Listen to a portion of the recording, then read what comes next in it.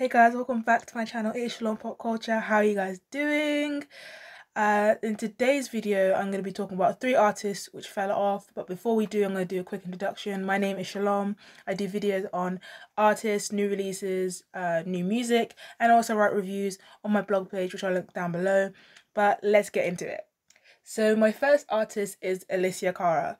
Like, this girl in 2015 was just everywhere. Like, you could not get away from this girl, right? And you have to, if you don't recognize her name, you know at least one of her songs. And one of her most popular songs is Scars to Your Beautiful. That song was rinsed back in 2015. And that has 1 billion streams, guys. 1 billion streams, just over 1 billion. Guys, come on. Guys, 1.2 billion streams. And then she had Stay, which she did with Zed back in 2017, I think it was. That was a bop. I rinsed that all summer. It's like the perfect summer pop, like EDM. Is that the right genre? I don't know. I feel like back in 2015, 2016, that is when everyone was just releasing pop EDM songs where like the melody was really, really simple, but then they had like a massive drop in the chorus and it was like do no no no, you know, it was just, yeah. That was the time. Like the BB Rexa, the Alicia Cara, the GE, like the whole Z sort of like era of music, you know, you know what I mean.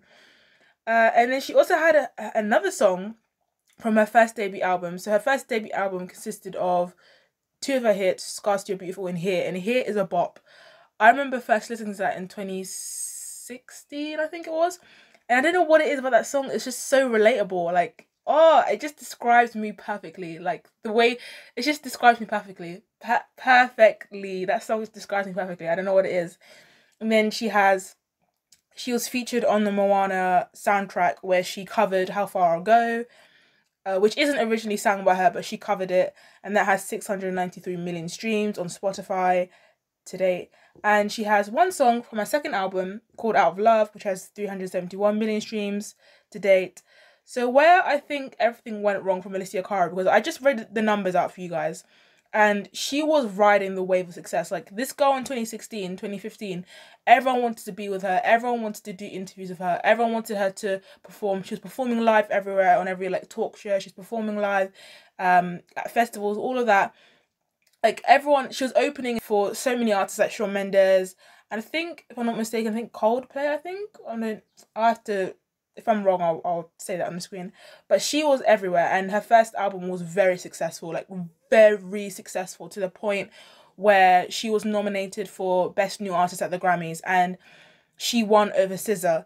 And to this day, that still pains my heart, but at the same time, I know, like, I'm not invalidating Alicia Cara's talent and success, but that Grammy had SZA's name on it. I don't care what anyone says, that Grammy, I was just so hurt. I was like, what? And ever since then, I haven't really watched the Grammys. So the Scammies, I mean, because I was like, yeah, no. But you know, SZA even stuck up for her and said she deserved the Grammy. But damn, that's why you shouldn't be going to these Scammies, because SZA got snubbed 5 times, not once, not twice, not 3 times, not 4 times, but 5 awards she should have gotten at the Grammys she didn't get, and one of them she got beat by Alicia Cara. So. Ooh, and that was a point where Alicia Cara stopped going on social media because everyone was like, how did you beat SZA? Oh my gosh, this is so rigged. And da-da-da-da-da-da. So she would turn off comments on all of her posts a lot and wouldn't really engage with fans. But where I think everything went wrong for Alicia Cara, because she was like she was on the billboards, she was high on the billboards, she was doing her thing, selling records, going platinum, like she did the thing, right? And where I think she went wrong was probably 2018, when she decided to release her second album called The Pains of Growing. And her first album, Know It All, was released in 2015. The Pains of Growing was released in 2018. That's like a 3-year difference, which I don't think is a lot. But for like my generation, people have a very short attention span, so that's probably like a long time. But to be honest, to write an album, to produce it, mix it and all of that, promote it, have a promotion plan, I think that's pretty decent for 3 years. That's a pretty decent. I don't think that's too long, but I don't think it's too short, because you have some artists releasing albums every year and they're trash. So I'm gonna go through my favorite song, because This album was like mixed review. It was like well received, but people were just like, they didn't really care for it in a way, and it wasn't as successful as her first album, because I feel like Alicia Cara was so quiet on social media. She'd gone for 3 years, hadn't said anything, right? And then came back and started wearing baggy suits and was talking about like the pains of growing. And what I got from the album was, okay, so she's talking about she's not a teenager anymore. She's grown up, talking about the experiences of going through the growing phase, and I guess that's what it was. My favourite songs on the album are Growing Pains, Not Today, Trust My Lonely, A Little More, Out of Love, My Kind. And yeah, I actually really like the album. Not a lot of people even know about this album. They're like, what? Not people know about this album, but it's a really good album if you want to listen to it. It's called The Pains of Growing. I think it's really good. But the problem with this album, I feel like the majority of the songs I just named, they sound 10 times better when she sings them live. So if you would want to listen to them, I would say listen to them on YouTube live, because they sound 20 times better, especially A Little More. I don't know what it is with that song. It just sounds better live. And then, yeah, so that's when she started to fall off. A lot of her songs weren't really charting high. People didn't really care for her because she had been gone for like 3 years and didn't say anything. Wasn't really active on social media. And then she released another album in 2021 called In the Meantime, which I actually like as well. See, I do, you know what I mean? I'm an actual genuine person. When I say I like someone's music, I actually go out my way to listen and actually, you know what I mean? I'm not like some of the general public that say they like something and then they don't listen to it. But In the Meantime, it's a good album as well. It's a good album. It is a good album. I liked Box in the Ocean. Oh, chef's kiss. Bluebird is such a bop. Bluebird in the stew, that your new girl makes you sing. Oh, that song is a bop. No one can tell me nothing. And the one song that is a major bop is Sweet Dreams. How was that song not on the Billboard? How did that not get on the Billboard? That is a certified pop hit. That is a certified pop hit. That song in the album. Listen to it right now. Obviously, finish my video. But when you get the chance, listen to In the Meantime. Try to listen to the whole album and then go to Sweet Dreams. But that song is a bop. And so is Find My Boy. That song is a bop as well. Like, her voice is so, like, not deep, but it's like, I don't know how to say it of Alicia Cara. Like, you know it's her in a way. She has a distinct vocal voice. And Best Days as well. I love that song. That song is like, it just makes me cry because it just makes me like reflect in a way. If you listen to the song and you see the lyrics, it just makes me reflect. And then now we're in present day basically, and she's just, I've seen videos of her going on tour and stuff like that, so I think she's alright. But yeah, she just sort of like, no one's really, I think a lot of people just aren't really interested in her maybe, and I don't know why she fell off, because her albums are actually very good in my opinion. She has solid bits of work, and I think just maybe her taking the long break and not being on social media, maybe that's what sort of left her to fall off. I don't know, but I'm still supporting her. I'm still on your side, Alicia. It's okay. I got you, girl. Oh, and there's an EP she released in 2020 where it's just all of her songs, but they were live and slowed down, and I think it was to raise money for a charity. I can't remember the charity, but it was to raise money. So yeah, and that's a really good, it's all of her songs but slowed down, and there's chef's kiss. Her voice sounds amazing. Great. Okay, my next artist is Zayn Malik. Oh my gosh, you know what, when Zayn left One Direction, oh, I think I nearly cried, because that really pained me. I was like, Zayn, how could you do this to me? How could you do this to us? You're leaving the guys. But Zayn, I feel like why Zayn had such an amazing debut, and why his debut was like one of the most successful debuts going from a band, was because I don't think people expected him to be as successful, and he had the hype from One Direction, so people were just frothing to see what he would do, to see his sound, to see what he was going to do. And I think for Zayn there was a lot of pressure on him, because if his debut didn't go as well, then people would have been like, haha, like what was the point of leaving One Direction if you're just going to flop? but he proved everyone wrong when he released Pillow Talk, and Pillow Talk has 1.7 billion streams. It is like, wow, Pillow Talk is such, I still listen to that to this day.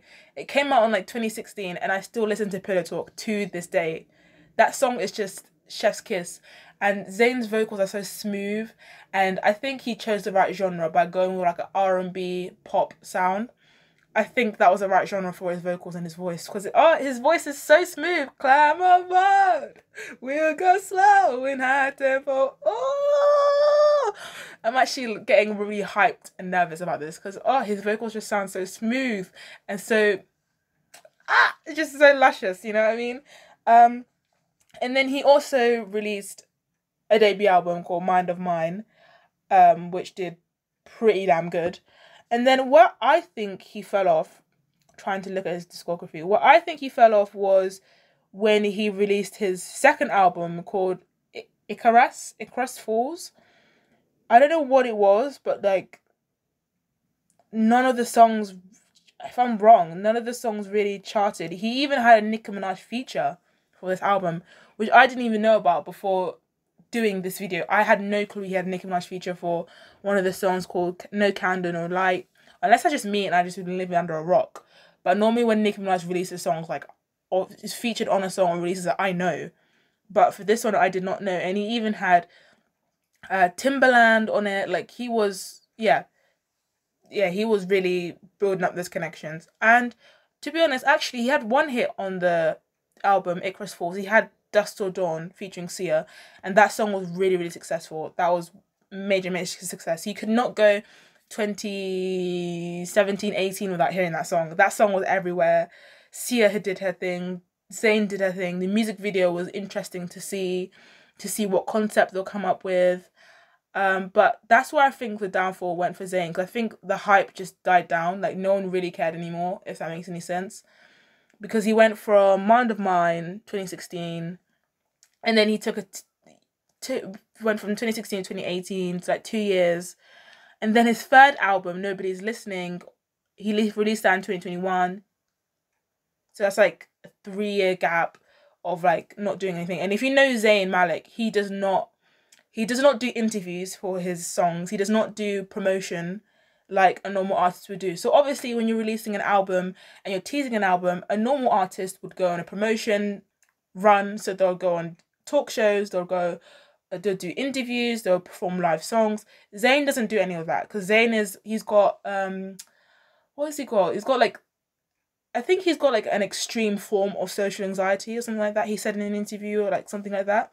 And he said he doesn't believe in like doing promotion and all of that for his music. He said it like, it's basically, he just doesn't believe in doing that, which I think is a shame, because I think if he had done a promotion run for each album and each of the songs, I feel like his albums would have been more of a success, especially for Nobody's Listening. And he doesn't really use his social media, like, he's not very he just posts to post. Like, I don't think he's not a regular poster, like I would say, I don't know, like Nicki Minaj, Ice Spice and all of that. Like, he just posts when he feels like it, so like once in a blue moon. And sometimes he will post quite regularly, but it's like pictures of him like waking up out of bed when his hair is like not even combed. So that's not really what I want to see. I want to see his music. I want to, you know, see all of that. And then one of the other reasons why he fell off is because of the whole Yolanda Hadid and Gigi Hadid and Zayn situation, where Yolanda Hadid allegedly said that Zayn allegedly basically hit her. And that was one of the reasons why I think Gigi and Zayn are no longer together, because Yolanda said that Zayn hit her.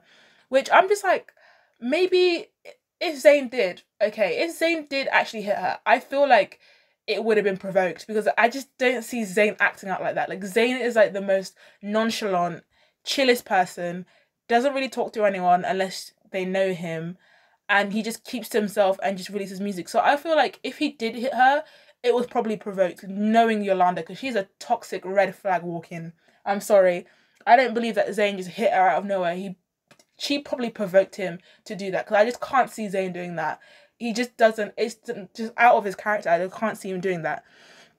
So, and then when Zayn really, really fell off was for his third album, I don't really want to put up the numbers because I don't want to go through that again. Okay, guys, it's called Nobody's Listening. But yeah, he had so much hype for his first song / album because he had just left One Direction, and One Direction has millions of fans, obviously, to this day, me being one of them. So even I was frothing for when he was announcing him releasing Pillow Talk at the time. Even I was frothing to see what Zayn was going to do. I was ready to stream. I was ready. Even though I sort of felt a bit guilty because I was like, oh, One Direction. But I was ready at the end of the day. I was like, we can do this. I'm ready.